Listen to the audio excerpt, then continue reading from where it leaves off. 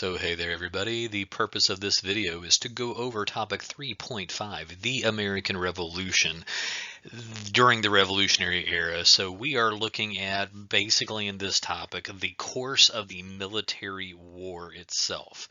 Not so much on the philosophical end of it, not on the governmental end of it, not on the mercantilism end of it, but on just the military activity. So let's take a look.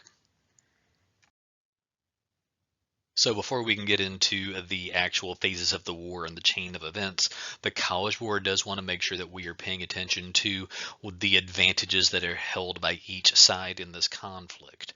The British advantages are really very tangible advantages, like quantitative, where you can kind of see the numbers that kind of sway in their direction. There's a population advantage because there are more people in the British Isles than there are in the North American colonies. That matters here because, in theory at least, that means that there is a greater population base to draw from when it comes down to establishing an army. There is also greater monetary wealth that is in the British mother country because of generations worth of mercantilism. Money has been flowing into the mother country, and even though the 13 colonies may have some level of capitalist profitability, pales in comparison to what the British have got on the European side of things.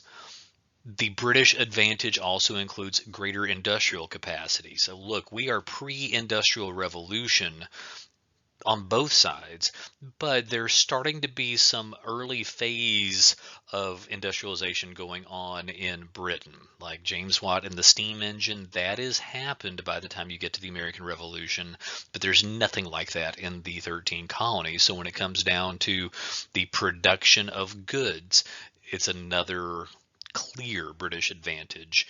They've got an advantage when it comes down to colonial loyalists. There are like some differing numbers when it comes down to the population, how the population breaks down on this, excuse me, but there are a certain percentage of colonists that are maintaining their loyalty to the British Crown.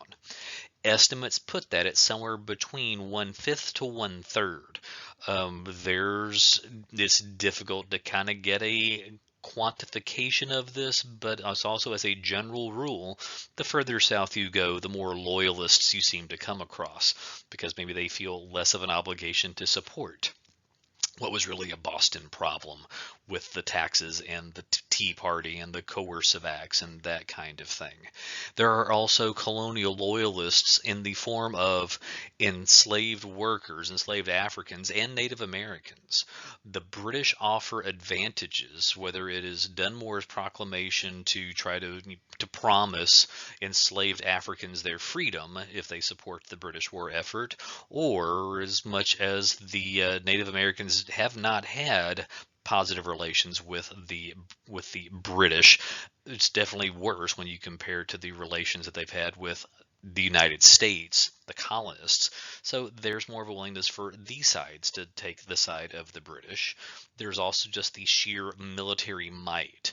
This is a large professional army, whether you're talking about the regular redcoats or the Hessian mercenaries.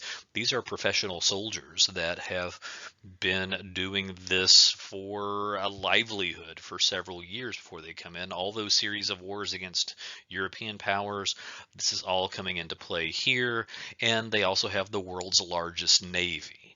On the same day that the Continental Congress approved the Declaration of Independence, they also received word from George Washington that upwards of 35,000 British redcoats on ships were starting to pull into New York Harbor. So this is definitely a daunting advantage to try to overcome. That does not mean that the Americans are completely without their advantages. The first thing that they have on their side is the familiarity with the land. The new United States is a huge territory, and it's 2,000 miles away from Britain, and for the most part, Americans have the advantage of being able to fight in a landscape that they are kind of used to fighting in. So they are familiar with the territory and the terrain and how to take advantage of it, and it's going to be used to their advantage in a big, big way. Whereas the British Army may be professional and the biggest in the world, the American military, the colonial militiamen, the Minutemen, they have a moral advantage. They have an ideological commitment. They are fighting to protect their livelihoods and to protect their rights. And so this is going to give them a clear fighting to protect your homeland, whereas the professional army, they are fighting because they are following orders and it is part of their profession. The colonial army, the American army, they have also got a resilient military leadership, a resilient political leadership, most notably in the form of George Washington. Look, George Washington, in actuality, lost more battles than he won during the Revolutionary War, but he seems to have won when it mattered the most. And when he lost, he seemed able to use a strategic tactical retreat to keep the war fighting. And so this is where maybe like George Washington as a leader is going to come into his own. More on that coming up for us in the future, right? But this is definitely the first step in that direction. And then probably the biggest advantage that the United States has got is an alliance with European powers, most notably the French. The French hate the British hate the French. If the French can see an opportunity to help the British lose out on something, well, then this is the direction that they're going to go in to try to help out the Americans in this.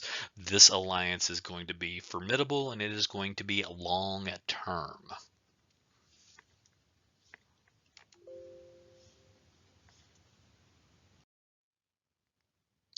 So the war itself has been rolling along since 1775, 6th Lexington and Concord. And when you start looking at the major phases of the war, after you get past that initial phase, the next piece that comes together is the Northern Strategy. This is where the British are focusing on where the troublemakers seem to be, and that, for the most part, is Boston. If I get my little laser pointer dot over here, Boston is right about there. Boston and New England seems to be like the major confrontation point. And so the British focus is to try to control the cities up in the Northeast, Boston, Providence, Hartford, New York, even down to Philadelphia, getting more into the middle colonies, but trying to control the big cities and the coastline because they think that if they can do this, it is going to, well, ultimately separate New England from the rest of the colonies and spell an end to the war. And so they send troops from the north, from Canada, from the south, from New York, and down the Great Lakes to the St. Lawrence River as an idea of trying to just basically quarter off this territory. When this happens, this ultimately turns into a northern stalemate. A stalemate is like a draw. There's no clear winner or loser. George Washington, when he has all those soldiers coming into New York City, he kind of like institutes a tactical retreat, and he's going to retreat from New York to Trenton, New Jersey. That's where he crosses the Delaware, if you've ever seen that painting. And in essence, George Washington learns to win wars by not really losing them. If you lose a war in the heat of battle, that means if you lose battles on the battlefront, it means you have like major casualties and major deaths and loss of territory.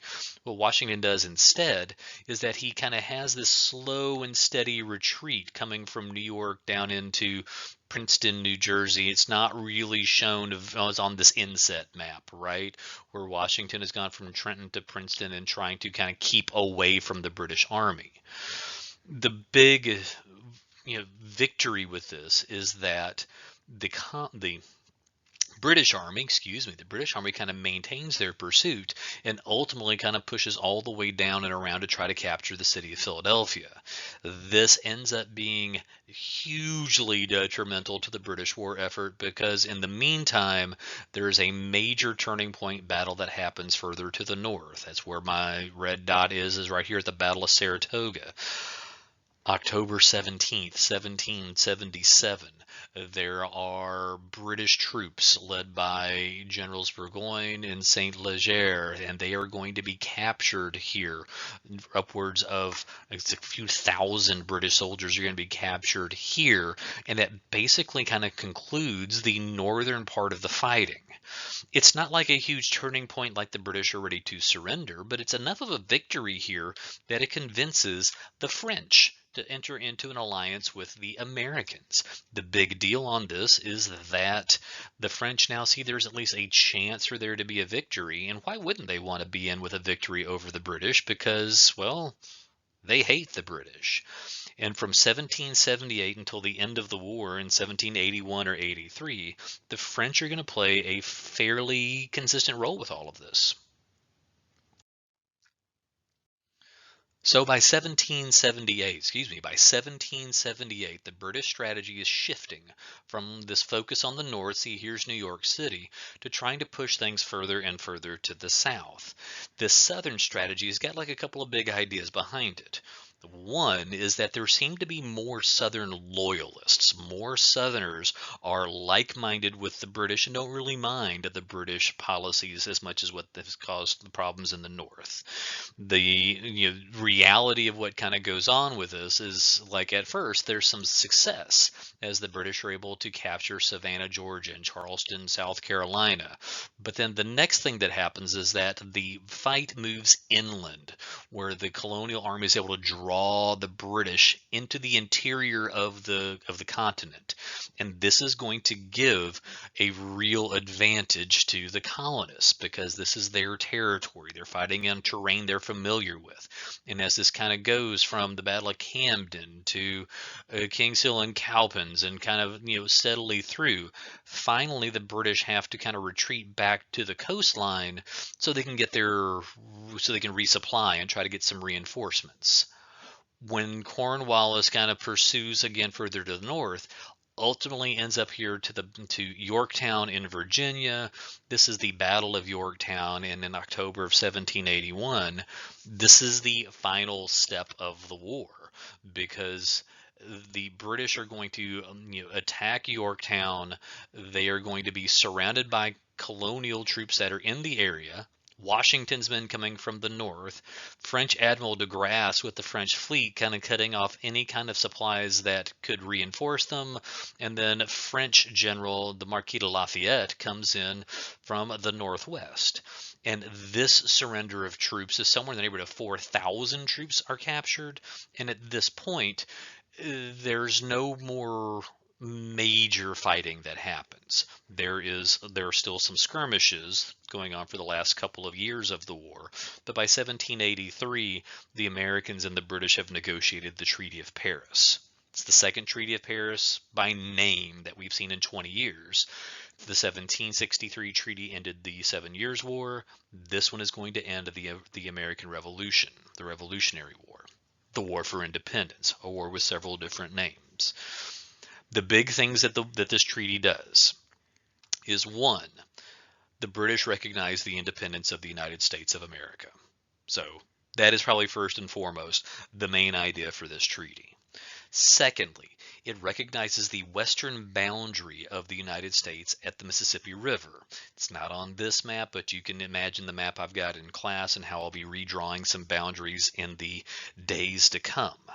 There is a British promise that they will evacuate the Northwest Territory, the area around the Great Lakes, Michigan and Ohio. There are British military outposts that are there, and there is a promise that they will get out of that area.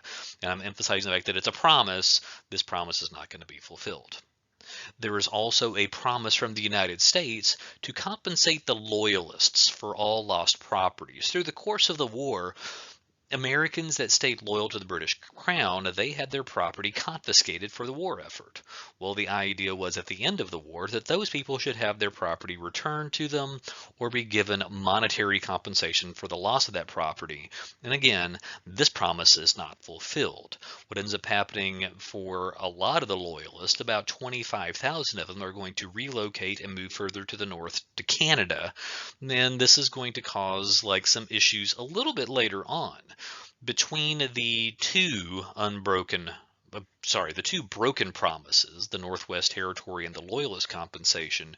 There's just enough tension between the Americans and the British that we will see a repeat of what this war does.